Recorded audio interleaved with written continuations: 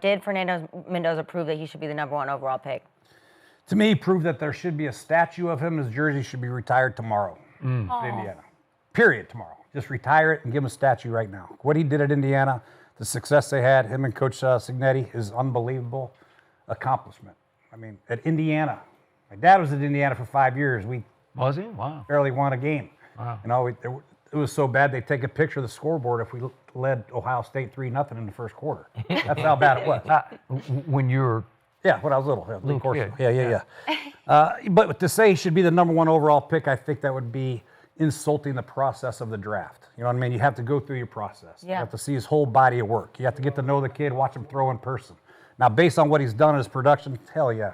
If I'm the Raiders, I'm excited as hell to get a guy that loves football, that's a great competitor, and has won games despite, a lot of issues around him. Maybe not the best talent around him, what have you, but he's figured out a way to win games in very tough situations at a school that is not known for winning. So based on that, I'd say yes, but I would be disrespecting the profession of evaluating if I just said, oh, hell yeah, take him #1. I got to watch him throw the ball. I got to see how he interacts with people in the meeting room. Everything points to hell yes, he's a great kid, but let's go through the process first. What an impressive story. It's unbelievable what Indiana did and Coach Cignetti and Mendoza. You can't be more impressed. You can't be more excited about his future. But let's just take our time, take a deep breath. A lot of owners and a lot of GMs make quick decisions. Let's take that guy. But still, go through the process. Probably 95%, yes, he's #1 pick, but let's just make sure we go through all the process of the draft. Pro day, workouts, all that. I think that's the problem. You know what I'm saying? Everybody want to do all this extra. Let's make him do this, and let's just measure his arms and measure jump his through the feet. hoops and- I didn't say all that now. He's big enough. See how big his hands He's are. got all the intangibles. I Right. got that. But still, let's just go through it. But yeah, I I'm said just saying, 95%. Bro is the Heisman Trophy winner. That means he's the best player in college football. He is the national champion. Bro beat Oregon twice. He beat O State, Alabama. He didn't lose. And Miami. Like, he served everybody from give me the best team from your conference, we serving him. Like, he proved that he's the best quarterback in college football. The #1 team in the draft, they need a quarterback. So, hell yeah, that's your quarterback right there. He don't have to do shit. He could come with headphones and jewelry on like Shador, and you still should pick his ass. Fuck everything. You're probably right, but I still would like to see him throw and get to know the kid. I'm just saying, just go through the process. Bro handled the media like none other. You know what I'm saying? He's a great kid. You ain't got to worry about if this dude going to be there in the offseason, April, May, June, July. You ain't got to worry about if he going to be there or not. He's going to be there. He extremely smart. He going to be able to handle any playbook you put in front of him. I feel like he loved the game. You see how he act after the games. He loved football. I mean, if I'm starting a team, I'm trying to start it with him. And on the field, he hella accurate, and he throw a fucking amazing back shoulder. That's an unguardable ball by corner. If you could throw a back shoulder that damn good, hey, I'm telling you, that throw right there going to translate to the league. He going to be a damn good back shoulder thrower. He going to need a damn good back shoulder catcher, and that shit going to translate to the league. If I was drafting #1, it's a no-brainer, bro. I don't even want you to do shit. You ain't got to do the combine. You ain't got to interview. I already seen everything I need to see. Well, there have been other successful quarterbacks in the history of football that have not been very good in the NFL, right? So I'm just saying, go through the process. I said 95%, yes, he's going to be the #1 overall pick, but still I would like to see teams do their due diligence and put the work in. And then take him #1. And measure his hands, okay. Yeah, measure his hands. Are you going to hate on him? Don't do No, this. I don't hate okay, on good. nobody. I wish everybody success. But you got a job to do, right? I got a job to do. Check cleared. If I'm the Raiders, who are one of the big five in the NFL, Raiders, 49ers, Pittsburgh, Cowboys, and San Fran. Those are big five organizations. You picked up your organization, you left Oakland and came to Vegas. Over the last 4 years, you've had 3 head coaches and 3 GMs. So now you have the first overall pick, and you have to make a great decision. If you miss on this, you could set your organization back another 5 years. Yeah. Mendoza played great. He managed everything excellent. We've seen the results of NIL and transfer portal. This team had age group that was the same age as NFL teams. They were very well coached. all of that. I never seen anything where I was like, you know what? Leverage that guy for the next 5 years. Is he a good player? Yes. But this is something that if you are not absolutely sure that that is the guy, you don't just take him just because he's the best available. They are in a different situation than most organizations. 3 head coaches or 3 GMs over the last 4 years. Y'all been missing on everything.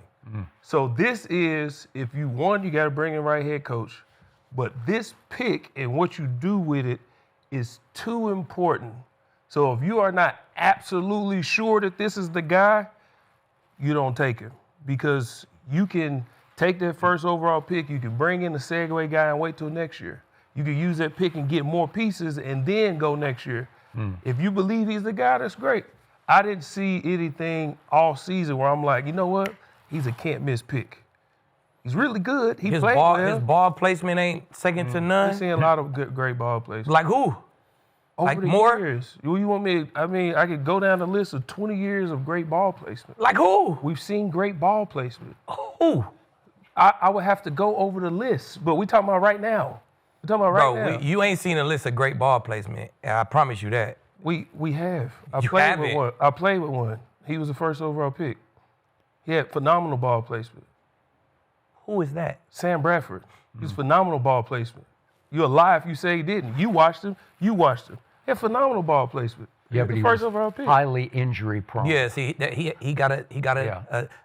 asterisk next to his name because he was highly injury prone. Yeah. That's fine. Y'all talking about a bunch of stuff that I ain't say. I said you have to be absolutely sure. If you are, take him. If you're not, then I feel like his ball placement was second to none is since Burrow. Like, he ain't been a quarterback who come out and put the ball in spots that he want to put the ball in like this dude. What you think, Coach? No, he's absolutely accurate. This is talking about games. I saw the Oregon game, and I saw the Miami game, and I saw a couple games in between.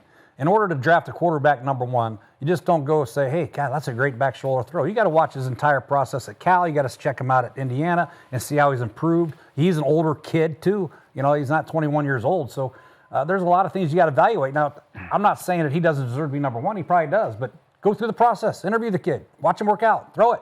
Let's go. And what was the jump? I mean, we talked about him earlier in the year. You said, why didn't we know him at Cal? You said he didn't have that win ability. Well, you just seen him win, but let's go all the way through. Let's go back. He went from 20-something or whatever he had touchdowns all the way to 41. Is that team? Is that coaching? Is that who he's around? There's a lot to think about right here. There's a lot I mean, to you like can't about deny it. the coaching for sure. It ain't just he's the one. Think about what the Raiders are dealing with it right now. You miss on this pick, It ain't been a Tip, team how who do you done feel? that since damn 1970s or some shit, or 2002 or some shit crazy. Done what? Just undefeated all the No, way. oh, to oh, the No, chip. yeah, since yeah, eight- yeah. Yale, since 1847. Yeah, like, you talking about Sounds Nate great. 1894. Vision or No, win Period. 8 games. Undefeated, To go win the chip. undefeated was 1894, the last You time feel they me? Like, it ain't been a team who done that. Like, Okay, so if you think the quarterback ain't got nothing to do with that, then shit. I watched him throw enough. I don't need to see him throw, Me neither. to air. I Right. don't need to. I saw it again and again and again. I watched him all year, watched every playoff game. He is deadly accurate. He doesn't have a bazooka, but he's got plenty of arm to make it big at the next level. And his decision making was absolutely impeccable. But last night, for the first time all year, I saw 2 edge rushers get after his butt in the first half. And they were all over, and he took some shots. And Cignetti complained about it in his walkaway interview at halftime, said that he took 3 personal fouls that weren't called. I saw 1. But he showed me some toughness. And I didn't think he played well enough to win the Heisman, and I'm biased because Diego Pavia should have won the Heisman. If you look at the degree of difficulty and the numbers that he put up with legs and arm, he should have run away with the Heisman. But he did win it, and then he did something that I've never seen a Heisman Trophy winner do. Usually they struggle after they win it because they got big target on their back and they never seem to live up to the Heisman. He not only lived up, he got better through the playoffs. His best games were each of his playoff games, including last night in the second half when he threw two back shoulders that were just unstoppable. That Charlie Becker he catches everything within 10 yards of him. But the second back shoulder, he made a nice catch, but it was a nice throw. And then it's 4th and 4 at the 12, and Cignetti sends the field goal team out and then says, no, I told my staff before the game, I'm just going to go for it. Let's just go for it. And he put the ball in that kid's hands. And the kid said after the game, Mendoza said, they told me man or zone, if I see man, stay with the play and run it. If I see zone, check to the throw. And he said he saw zone and just said, screw it, I'm just going to go. And he did his little retreat and go. And if you look at the play, he runs over the linebacker, just flat out ran him over. This is a 6'1", 230-pound linebacker, and he trucked him and then did a 360 and wheeled himself into the end zone. That was highly impressive because that's for the game. Okay. So I've seen enough that, and by the way, Tom Brady, and he's the primary decision maker for the Raiders, and his owner, Mark Davis, were on the sideline. So they're checking him out up close and very personal. up close. Okay, so my only two concerns would be this, and you mentioned Cal. So look at what he did at Cal. So he started for 2 years there, and obviously the talent level and the coaching not even close to this. But he goes 6-7 and 6-7 as the starter at Cal. And the first year, he's a freshman, but he throws 14 touchdowns to 10 picks. In the second year, 16-6. So he's getting better, and his percentage got better. Then he goes from 16 to 6 touchdowns at Indiana. This year, he goes to 41-6. 41-6? Okay, we're about to get to Cignetti and what he did for that program. This was a machine that he was playing for. It was, I'll just give my answer away on the next one. I'm going to go first on the next question. Go ahead, but this was the best coach, best prepared college football or pro football team I have ever seen. He turned it into a machine that absolutely destroyed Alabama, and the second time and the first time, but just destroyed Oregon. And last night they were up against a team with a bunch of NFL players on it, and it stayed closer than I thought it would. Much respect to the U, but you have to ask, is in part Fernando Mendoza a product of the machine? Like he's got all the working parts around him. Everything is perfect. And those running backs run their asses off. That little Kalen Black, he just bangs it in the middle, and he's like 5'9", 210, and it's just hard to get him on the ground because he runs so hard. So he had all the right pieces. He had a great offensive line. You have to wonder, well, is it in part him just being a product of that? And then his interviews, they're a little goofy giddy to me, and I saw 1,000 of them, and after a while I started to say, that's just who he is. I think he's just that way because his teammates seemed to love him. They didn't think he was fake or phony, and I think that's just his exuberance, just the way he is. And I like his spiritual toughness and background. I'm great with all that. So all the intangibles are there. You just have to ask yourself, if you put him on the Raiders in a rebuild, will he get exposed? Because in the first half last night, he threw some off-target passes because he was under duress, man. He was getting his butt kicked. And yet he stood tall, he stood strong, he kept jumping back up and making another pass and another play. So he showed me a lot, and my gut feeling right now is that he would be worth the first pick in the draft. Yeah, you can't deny the guys in the league when they're D linemen all over him, they're not throwing passes If off. you're the Vegas Raiders, you're backed into a corner. You have basically no choice. I'm just saying do your work, because when you don't have a quarterback, you got to keep swinging for the fences. Yeah. No doubt about it. So you got the quality of kid, you got the production, you got the way he's gotten better throughout his career. So there's really no doubt he's going number one. But you still got to put the work in and do it. There might be some other players in this draft that might be pretty damn good that you might say, whoa, but maybe not quarterbacks, but maybe not quarterbacks. Yeah. So anyway, I love the kid, what he's all about, what he accomplished. Yeah. It's historic what he's done. I mean, It is. historic. So, and if you're the Raiders, Tom Brady, he mentioned, they need a quarterback. It's a no-brainer for them. But just be sure, Raiders, be sure. I've been in situations where this is a no-brainer. Bullshit. Bullshit. Yeah, I know. I mean, But that's going to Skip said he happen was every thinking year. Who was every that, year. Coach? No, I'm talking about in the NFL, not just mine. In the NFL. Skip said he was under duress in the first half, and Yeah. he had some off-target throws. He still was up 10-0 at the half. Yeah, He still was up 10-0 at the half. Then he came out, scored 17 in the next half. he did. Like, man, listen. Against that. System, no system players, block grown punt. men. If a tight end is right here and I'm looking downfield, I don't like it, and I come to throw it to him, it's a guy breaking on it this way, and I put it on his right shoulder, that ain't no system. Yeah. If I got to throw it back shoulder, full speed timing, and I throw it in a perfect spot where the DB can't touch it, only my receiver going to catch it or it's going to be incomplete.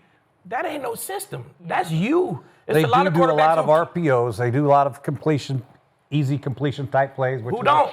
Well, exactly right. Well, Which is a who credit wouldn't? to Signetti and the offensive coordinator. Mike Shanahan's done a great job. And but yeah, it's all relative. You got to take a look at it, but you can't argue the production. I'm agreeing with you. I'm just saying, just work the son of a gun out. Yeah. And RPOs. You're traumatized. Yeah, just, RPOs the entire league in the history of the league. You'd be stupid if you just say, "Oh, he's a surefire number one pick." I mean, go back in the history of the league. Ryan Leaf was a surefire number one Of pick. course, you ain't gonna be right on Jamarcus everyone. Russell was a surefire number one overall Jared pick. Goff was too. Yeah. And it's one. Sam it's a whole- Darnold was too. it's And he Darnold failed, then he had to come back. It's a whole lot of them Johnny Manziel. who hit just fine. You know what I'm saying? Yeah. Baker Mayfield.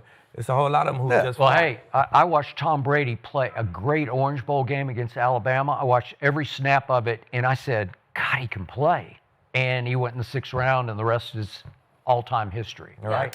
Okay. Well, quarterback is the hardest position, I think, in any sport to play, and you need to be smart and you need to be coachable. This kid is he already has his business degree. Now he's getting his MBA from Indiana. He's a smart guy. He's clearly coachable because what has his coach done? So I do want to dive into his coach because